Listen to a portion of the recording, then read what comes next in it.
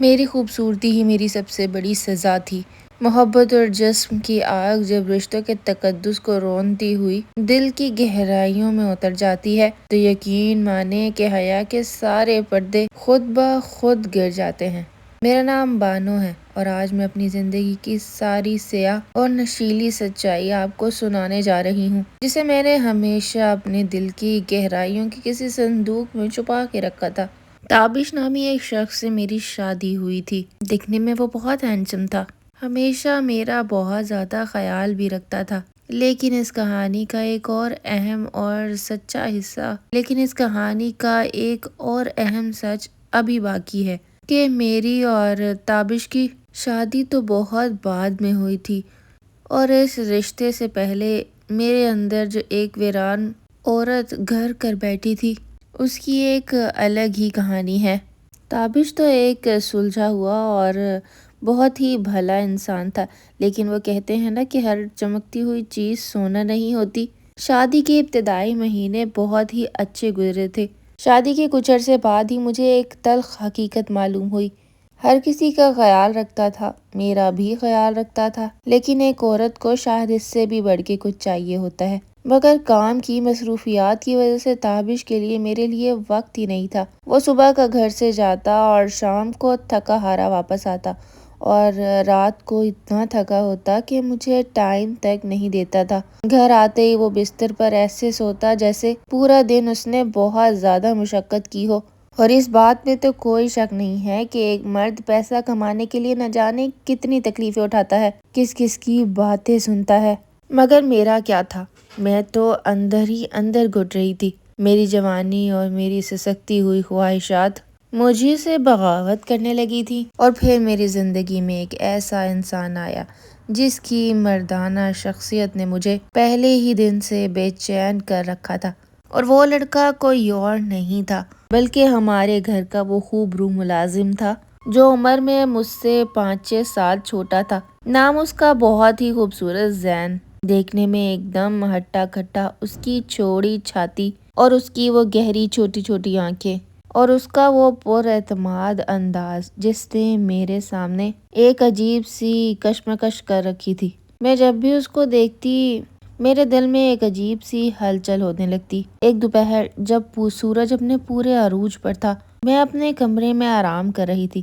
اس دن خاص طور پر میں نے ہلکے نیلے رنگ کے کپڑے پہن رکھے تھے اور اس پر ہلکی ہلکی کڑھائی ہوئی تھی۔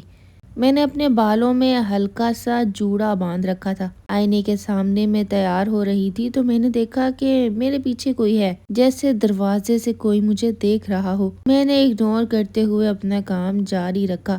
چین نہیں آ رہا تھا، کبھی بالوں کو کھولتی اور کبھی جوڑا بنا لیتی۔ اتنے میں زین میرے پیچھے آیا۔ اس نے کہا، بیگم صاحبہ آپ چائے پیئیں گی؟ زین کی آنکھوں میں مجھے کچھ عجیب سی شرارت نظر آئی۔ مجھے محسوس ہوا کہ شاید وہ بھی مجھ پر انٹرسٹ رکھتا ہے۔ اتنا خوبرو نوجوان، جبکہ میرا شوہر جو کہ مجھے ٹائم ہی نہیں دیتا۔ زین کے اندر ایک عجیب سی کشش تھی جس کی وجہ سے میں اس کی طرف کھینچی چلی جا رہی تھی۔ میں نے اسے کہا، ہاں زین چائے بنا دو، میرے سر میں ہلکا درد بھی ہے۔ میرے اندر کچھ عجیب سا ہوا۔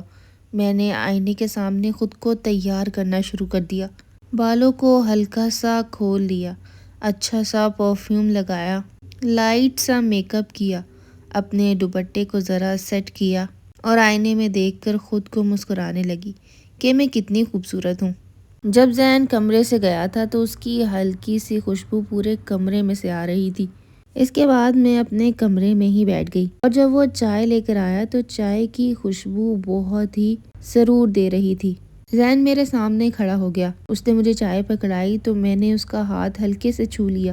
زین اس بات پر حیران تھا۔ میں نے سیدھا اس کی آنکھوں میں دیکھا۔ میری آواز میں ایک عجیب سا سحر اور ایک خفیہ دعوت تھی۔ وہ سمجھ گیا تھا۔ اس کے چہرے میں ایک خطرناک اور دلکش مسکراہٹ پھیل گئی۔ اس کے بعد میں نے زین کو بیٹھنے کا اشارہ کیا۔ وہ بیڈ پر میرے قریب بیٹھا ہوا تھا۔ میں نے زین کے کندھے پر سر رکھنے کی کوشش کی، لیکن اس نے مجھے جھٹک دیا۔ بیگم صاحبہ آپ یہ کیا کر رہی ہیں؟ میری آنکھوں میں اس وقت ہلکی سی نمی تھی۔ میں نے زین کو کہا، زین میں بالکل اکیلی ہوں۔ اس کے بعد میں نے اسے ساری سچائی بتانے کی کوشش کی۔ میں نے اسے بتایا کہ کس طرح میرا شوہر مجھ پر توجہ نہیں دیتا۔ تمہارے سامنے ہی ہے کہ وہ سارا دن گھر سے باہر رہتا ہے، جب رات کو گھر آتا ہے تو بستر پر صرف سونے کے لیے آتا ہے۔ اب تم ہی بتاؤ، ایسے میں نے اپنے آپ کے ساتھ ہی زیادتی کی ہے؟ کیا میں نے شادی اس لیے کی تھی کہ سارا دن اپنے شوہر کا انتظار کروں اور جب وہ آئے تو بستر پر آ کر سو جائے؟ اب تم ہی بتاؤ میں کیا کروں؟ اور جب میں تمہیں دیکھتی ہوں تو میرا دل کرتا ہے کہ تم جیسا مرد میری زندگی میں ہو۔ میں اس کے اور قریب ہو گئی۔ تمہاری یہ نگاہیں، تمہارا یہ وجود اب مجھے پاگل کر رہا ہے۔ میں جانتی ہوں کہ تمہاری نیت میرے ساتھ بالکل بری نہیں ہے، اور میں نے بھی ایسا پہلے کبھی نہیں سوچا، لیکن پتہ نہیں کیوں میرے اندر ایک عجیب سی آگ لگ رہی ہے۔ اب میں خود سے مزید جھوٹ نہیں بول سکتی۔ زین سے میرا دکھ دیکھا نہیں جا رہا تھا۔ اس کی آنکھوں میں بھی ہلکی نمی آ گئی تھی۔ اس نے کہا کہ آپ مجھ سے کیا چاہتی ہیں؟ میں نے کہا صرف تھوڑا سا پیار چاہتی ہوں، تھوڑی سی ہمدردی چاہتی ہوں، تاکہ اپنے ٹوٹے ہوئے دل کو سنبھال سکوں۔ وہ مسکرایا۔ اس نے میرے آنسو صاف کیے۔ زین کو میری پیاس صاف نظر آ رہی تھی، مگر ایک چیز کہ زین اب اپنے گاؤں جانے والا تھا۔ اس نے پہلے ہی چھٹی مانگ لی تھی اور اب کی بار وہ پورے مہینے کے لیے جا رہا تھا۔ میں نے کہا زین تم جا رہے ہو تو مت جاؤ۔ اس نے کہا کہ جانا ضروری ہے بیگم صاحبہ، میں جلدی آ جاؤں گا، میں آپ کے لیے اب جلدی آ جاؤں گا۔ اس کی بات میں بہت زیادہ اپنائیت تھی۔ میں نے کہا اچھا تو جانے سے پہلے اپنا فون نمبر دیتے جاؤ، ایٹ لیسٹ ہم فون پر بات تو کر لیا کریں گے۔ اس نے کہا ہاں بالکل، آپ میرا نمبر لے سکتی ہیں۔ اس کے بعد اس نے مجھے اپنے سینے سے لگایا۔ اس کی قربت میں ایک عجیب سا سکون تھا۔ اس کا مجھے یوں چھونا مجھے پاگل کر رہا تھا، اور میں اسے اپنے آپ سے دور نہیں جانے دینا چاہتی تھی۔ میں چاہتی تھی کہ وہ میرے پاس ہی رہے، میرے قریب ہی رہے۔ میں شاید اپنا دن اور رات اس کی باہوں میں گزارنا چاہتی تھی۔ اگلے دن زین گاؤں چلا گیا۔ جب وہ گیا تو میں بہت زیادہ اداس ہو گئی۔ شام کو میرا شوہر بھی گھر واپس آیا۔ اس نے مجھے اداس دیکھا تو کہا کہ آؤ تمہیں باہر لے چلوں۔ اس کے بعد ہم لانگ ڈرائیو پر گئے، مگر میرا دل ابھی بھی زین میں اٹکا ہوا تھا۔ میرا دل کر رہا تھا کہ کب یہ بندہ سوئے اور میں زین کو میسج کروں۔ باہر کی رنگینیاں بھی مجھے وہ مزہ اور سکون نہیں دے رہی تھی جو زین کی باہوں میں تھا۔ آج زین کو گئے 15 دن ہو چکے تھے اور میرا اس سے رابطہ بہت کم ہوا تھا۔ 2-3 دن مزید گزرے تو میرے شوہر نے مجھے کہا کہ کیا ہوا ہے، تم اداس کیوں رہتی ہو؟ آخر تمہارے ساتھ مسئلہ کیا ہے؟ میں نے کہا کہ بس اکیلی ہوتی ہوں نا، اس لیے اداسی چھا جاتی ہے۔ پھر انہوں نے مجھے کہا کہ ہاں تمہیں ایک اور بات بتانی تھی کہ اپنے لیے نئے ملازم کا بندوبست کر لو، ویسے میں بھی دیکھ رہا ہوں۔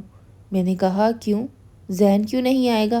جس پر انہوں نے مجھے بتایا کہ زین اپنے گاؤں واپس چلا گیا ہے اور اب وہ واپس نہیں آئے گا۔ اس نے وہاں پر شادی کر لی ہے اور اب اسے وہیں پر نوکری مل گئی ہے۔ کل اس کا فون آیا تھا اور اس نے مجھے یہی بتایا۔ میں نے بھی زیادہ اصرار نہیں کیا۔ میں نے کہا ہمیں کوئی اور نوکر مل جائے گا، اگر اس کی زندگی بن رہی ہے تو اس سے ہمیں کیا تکلیف ہو سکتی ہے۔ اس کے بعد میں نے اسے مبارکباد دی۔ ہاں میں رات کو آؤں گا نا تو تم میرے فون سے اسے بھی مبارکباد دے دینا، آخر وہ ہمارے گھر کا ملازم تھا، ہمارا اتنا حق تو بنتا ہے۔ اور میرا تو دل ہے کہ اسے کوئی تحفہ بھی دوں۔ کیا کہتی ہو، کیا تحفہ دینا چاہیے اسے؟ میں نے دل میں سوچا کہ زین تو میرا تھا، مگر اب ہو بھی کیا سکتا تھا، آخر اس نے شادی کرنی تو تھی ہی، لیکن اسے واپس آنا چاہیے تھا میرے پاس۔ یہ سن کر میرا دل ایک اور بار ٹوٹ گیا اور پھر سے میں نے اپنے آپ کو اکیلا اور تنہا محسوس کرنا شروع کر دیا۔ میرے ساتھ زندگی اتنا بڑا مذاق کرے گی مجھے علم بھی نہیں تھا۔ اب میں ایک نیا نوکر ڈھونڈ رہی ہوں جو کہ زین سے بھی زیادہ خوبصورت اور دلکش ہو۔ میں نے زین کا نمبر اسی وقت اپنے فون سے ڈیلیٹ کر دیا اور اسے کوئی میسج بھی نہیں کیا، مگر میں ابھی تک سوچ رہی تھی کہ زین نے آخر مجھ سے رابطہ کیوں نہیں کیا۔ وہ شادی کر بھی لیتا تو کیا فرق پڑتا تھا، مجھے تو صرف زین چاہیے تھا۔ میرے اندر کی ترسی ہوئی عورت ایک دفعہ پھر ترسنے لگ گئی۔ میں اس بڑے سے گھر میں اب دوبارہ سے اکیلی ہوں۔ میرے شوہر کی ابھی بھی وہی روٹین ہے، وہ صبح گھر سے نکلتے ہیں اور رات دیر تک گھر واپس آتے ہیں اور اس کے بعد بستر پر آ کر ویسے ہی سو جاتے ہیں اور میں صرف اور صرف ان کا منہ دیکھتی رہتی ہوں۔ یہ کہانی محض انٹرٹینمنٹ کے لیے بنائی گئی ہے۔ اگر آپ کو اسٹوری پسند آئی ہو تو چینل کو سبسکرائب ضرور کیجیے گا۔